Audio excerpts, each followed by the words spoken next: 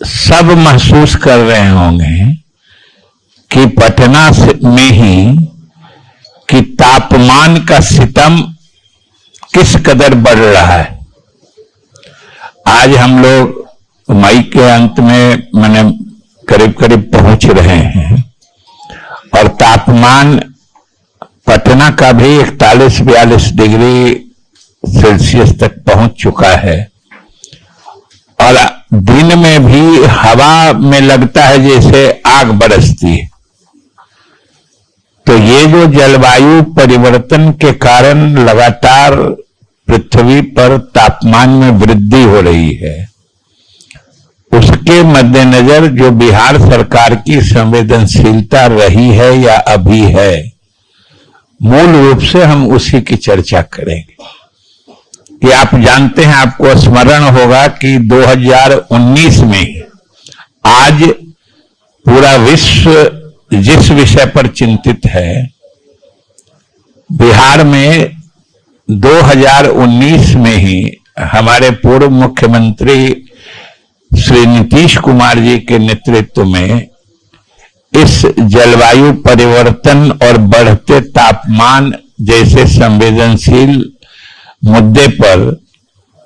काफी गंभीर विमर्श हुआ था। हमें याद है कि उस समय हम विधानसभा के अध्यक्ष होते थे और विधानसभा के ही पहल पर विधानसभा के सारे सदस्य, दोनों सदनों के मंत्रिपरिषद के सभी सदस्य और मुख्यमंत्री जी के साथ बिहार के तमाम आला अधिकारीगण बैठकर जलवायु परिवर्तन और बढ़ते तापमान की चर्चा कर उसका निदान कैसे निकाला जाए, इस विषय पर गंभीर चर्चा हुई थी। और आपको याद आ जाएगा कि उसी चर्चा का परिणाम था कि बिहार सरकार ने जल डैश जीवन डैश हरियाली कार्यक्रम की शुरुआत की थी और वो काफी सफल कार्यक्रम रहा था और उसके नतीजे भी अब दिखने लगे कि बिहार के धरती के अंदर जो भूगर्भ जल की मात्रा होती है उसमें बढ़ोतरी हुई है, जो सामान्य रूप से अन्य जगहों पे घटता है।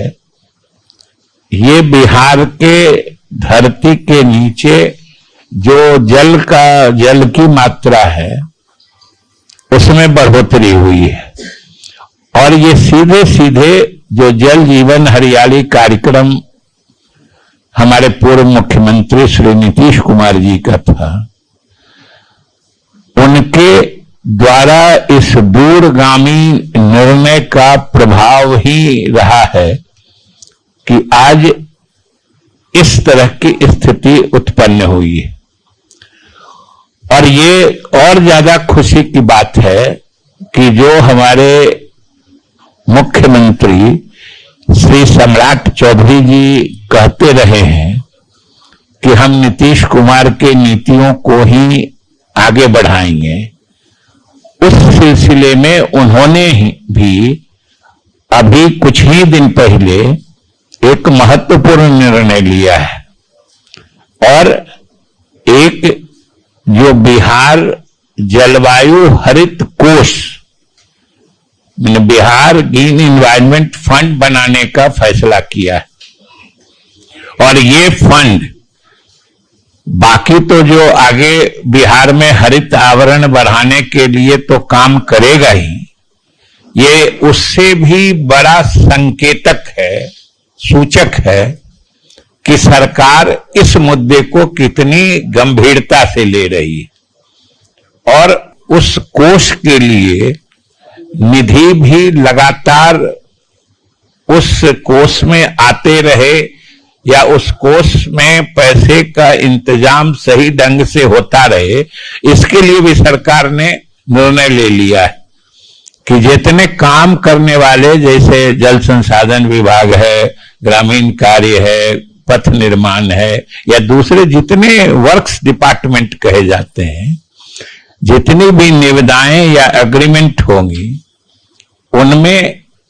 0.25% सेस लगेगा, वो लगातार जाएगा, स्वयं जाएगा उस क्लाइमेट फंड में, जो जलवायु से संबंधित हरित जलवायु निधि मतलब वो कोष जो बना है उसमें जाएगा। इसी तरीके से जो माइनिंग की रॉयल्टी होती है, खनन में जो रॉयल्टी आता है उस पर आधे प्रतिशत का मतलब 0.5% का सेस उस पर लगेगा, वो भी सीधे उस कोष में चला जाएगा। और जैसे गाड़ियों का रजिस्ट्रेशन जो होता है ट्रांसपोर्ट डिपार्टमेंट में, नई गाड़ियों का, उसके रजिस्ट्रेशन पर पूरे 1% का सेस लगेगा। और इसके अलावा जो स्वैच्छिक लोग अपने मन से उस कोष में इस पृथ्वी को बचाने के लिए, पृथ्वी पर हरित आवरण बढ़ाने के लिए जिन लोगों की इच्छा होगी अपने व्यक्तिगत माने निधि से भी वो दे सकते हैं, अपने स्वेच्छा से भी अंशदान कर सकते हैं उस कोष के लिए। और जो CSR होता है, कॉर्पोरेट सोशल रिस्पॉन्सिबिलिटी, कॉर्पोरेट घरानों का जो सामाजिक दायित्व के काम होते हैं, उसके तहत भी वो इस कोष में अंशदान दे सकते हैं। इसलिए ये बहुत बड़ी पहल है और ये सरकार की आज की जो ज्वलंत समस्याएं हैं, और अभी ये हम सबको समझना चाहिए कि ये इस प्रदेश ही नहीं, अपना हिंदुस्तान देश ही नहीं, पूरा विश्व इस समस्या से जूझ रहा है और लगातार इस पर अंतर्राष्ट्रीय सम्मेलन हो रहे हैं और उसमें अनेक निर्णय लिए जाते हैं कि पृथ्वी पर तापमान को कैसे नियंत्रित किया जाए। आप देखा होगा अभी मई का महीना है और अपने ही देश के एक जगह बगल में यूपी के ही बांदा में अभी 48 डिग्री टेम्परेचर हो गया। आप सोच के देखिए वहां के लोगों की क्या दुर्दशा हो रही होगी। हम लोग 41-42 होता है, 44 होता है, झुलसने लगते हैं। और ये प्रेडिक्शन है, ये भविष्यवाणी है कि अगर हम लोग सचेत नहीं हुए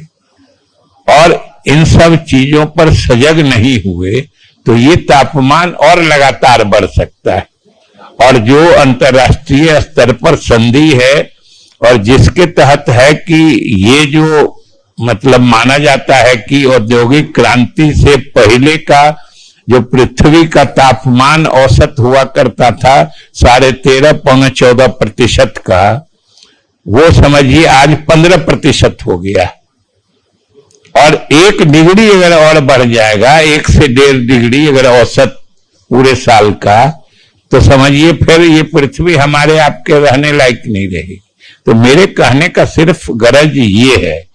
कि बिहार सरकार ने बड़े ही संवेदनशीलता से इस मुद्दे पर शुरू से काम किया, जिसकी शुरुआत हमारे पूर्व मुख्यमंत्री श्री नीतीश कुमार जी ने की थी